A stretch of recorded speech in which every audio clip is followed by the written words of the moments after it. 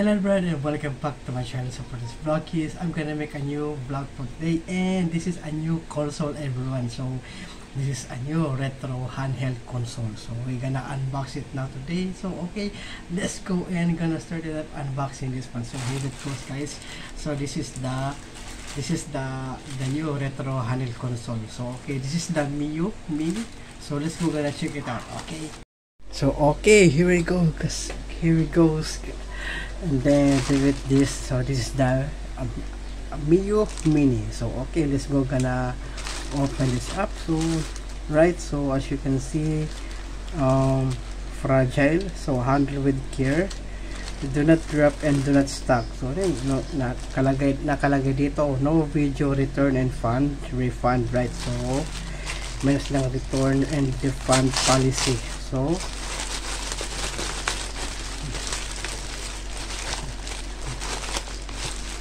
parang ano so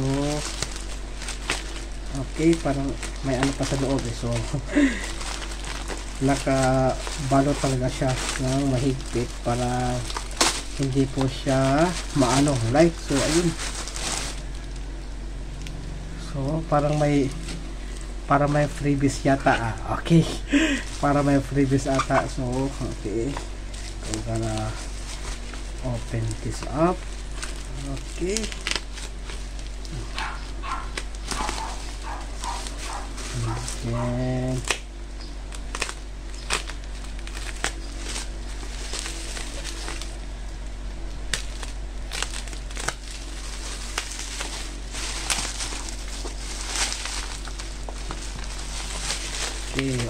and okay, this is the Miyoo Mini Plus. So akala ko may freebies.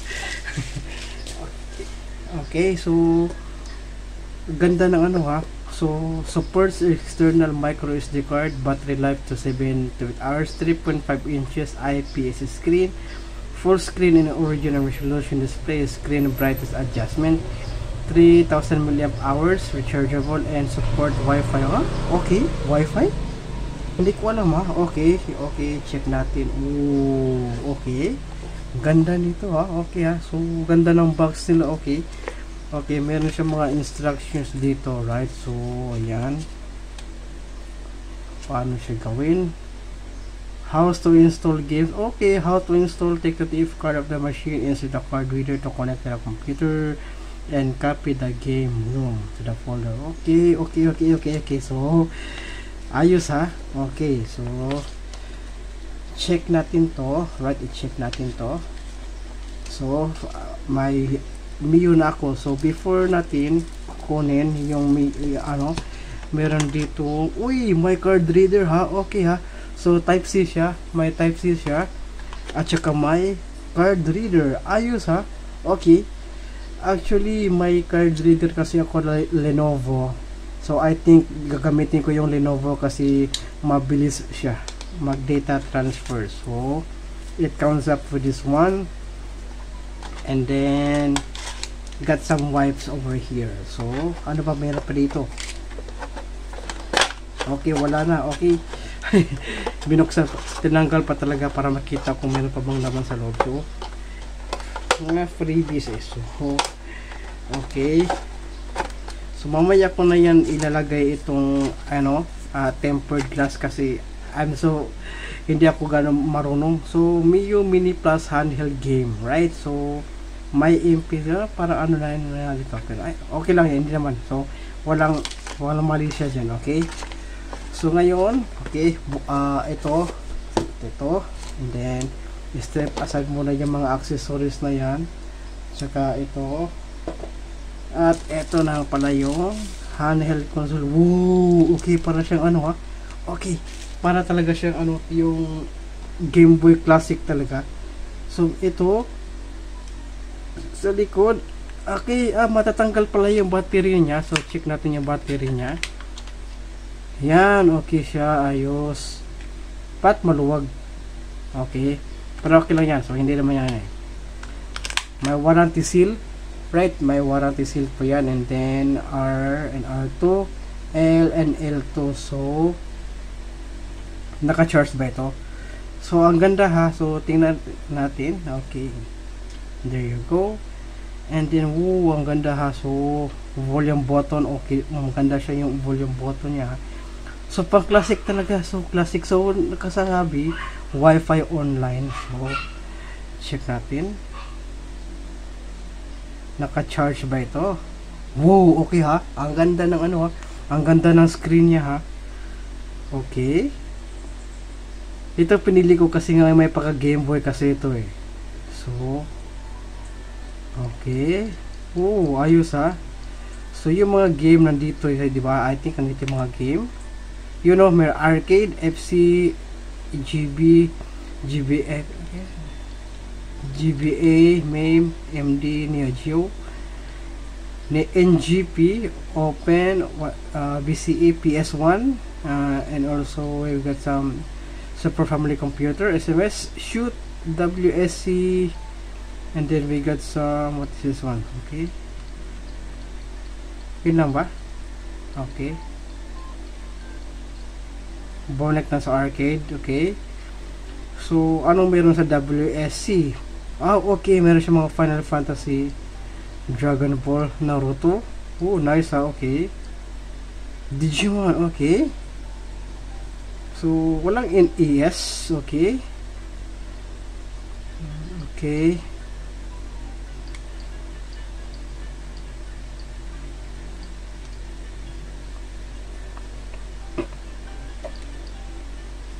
So, parang walang NES. Okay, so Game Boy tayo. Okay siya. Ang ganda ha. So, compare sa Unburned RG35XX, mas maganda talaga siya. So, honestly speaking, right? So, honestly speaking, maganda siya. Punta tayo sa Game Boy Advance.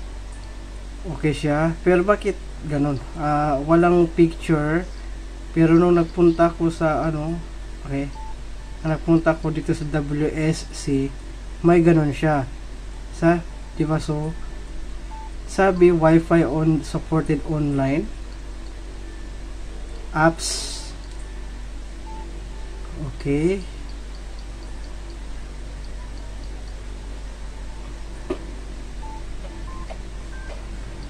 Super Mario 64 port. Okay. RetroArch. What is this? Okay, dito pala. Okay. Okay. Meron pa din pa pala mga dito. Microsoft DOS. Okay, disk operating system. Yan, alam ko yan. Atari Lynx, Bandai, yes. Microsoft, and then arcade. Okay, and then yung sa game. So, favorite, and also balik tayo. Okay, sa apps. Okay, dami dito ha. Okay balik ka. Okay, so sa settings, okay, power off, Wi-Fi. Okay,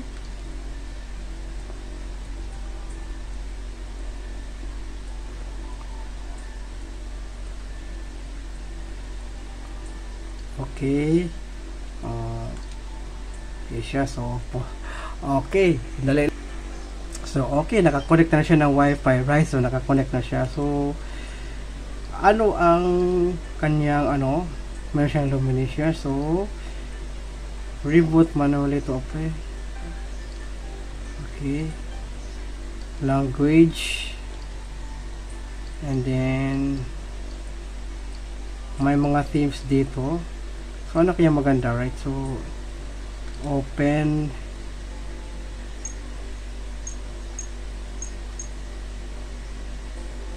Okay, okay.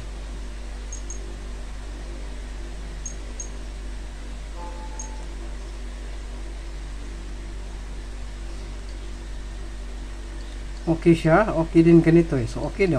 Yan muna, pipiliin ko muna. So, test game tayo. So, punta tayo ng arcade. Okay, okay, dito tayo sa Game Boy Advance, I think. So, Yu Yu Hakusho Ghost Fighter. Okay, try nga natin to. Okay,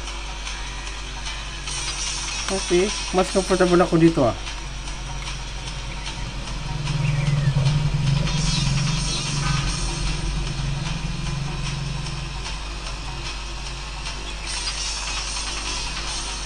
Oops.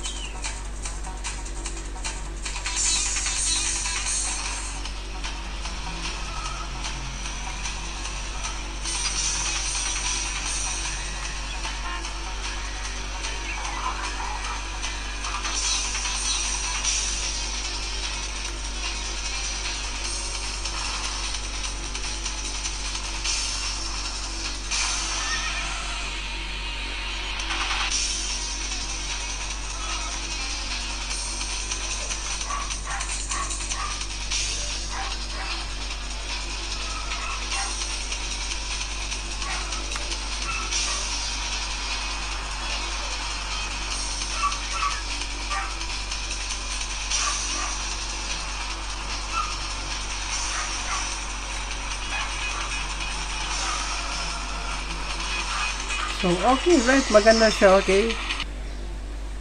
And also, meron din sila Marvel vs. Capcom, right? So, eto. So, kung gusto kong maglagay ng game, so, ano, itatry ko siya. So, I think, hindi ito, wala siyang connector pang, ano, hindi siya pwede pang handheld na talaga siya. So, hindi siya makakonect po sa TV or sa, ano, right? So, wala siyang HDMI, right? So ito lang siya, charging port type C at saka yung SD card niya at saka 3.5mm ito at saka power on. So right,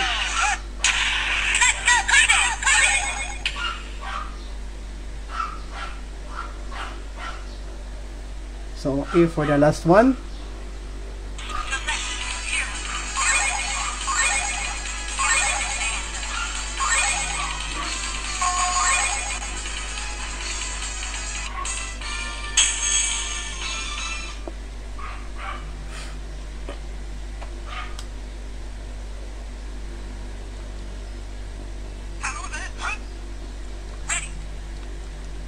Okay.